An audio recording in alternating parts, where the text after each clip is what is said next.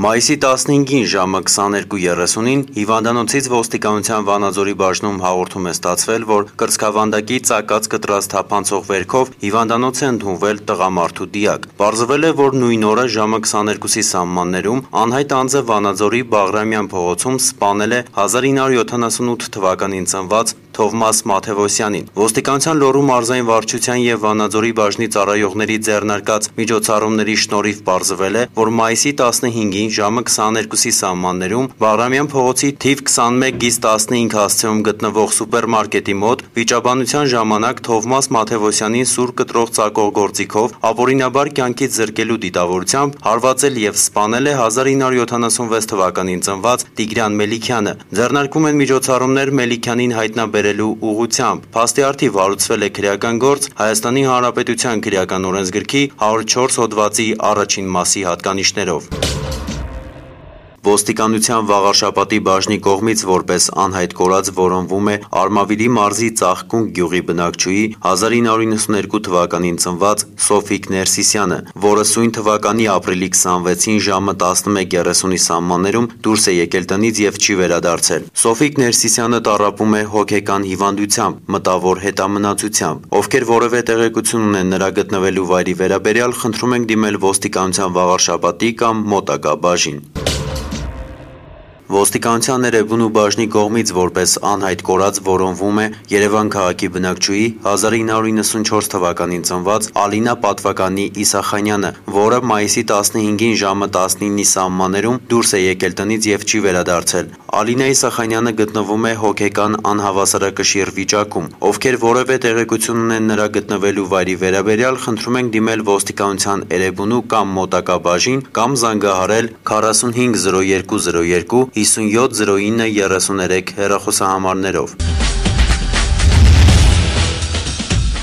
Ըստ Հայաստանի Հանրապետության ոստիկանության օպերատիվ հաղորդագրությունների ամփոփագրերի մայիսի 15-ից 16 ընկած ժամանակահատվածում հանրապետությունում արձանագրվել է սպանության 1 դեպք, որը բացահայտվել է։ Արձանագրված գողության 19 դեպքից բացահայտվել է 8-ը, մարմնական վնասվածք հասցնելու 14 դեպքից 12-ը, խարդախության 11 դեպքից 10-ը, իսկ ավազակային հարձակման եւ կողոպուտի 1-ական եւ խուլիգանության 2 դեպքերն էլ բացահայտվել են։ Նախկինում կատարված հանցագործություններից բացահայտվել է մարմնական վնասվածք հասցնելու 1 եւ գողության 3 դեպք։ Անցած 1 օրվա ընթացքում հանրապետությունում արձանագրվել է ճանապարհատրանսպորտային 9 պատահար, 11 մարդ ստացել է տարբեր աստիճանի մարմնական վնասվածքներ։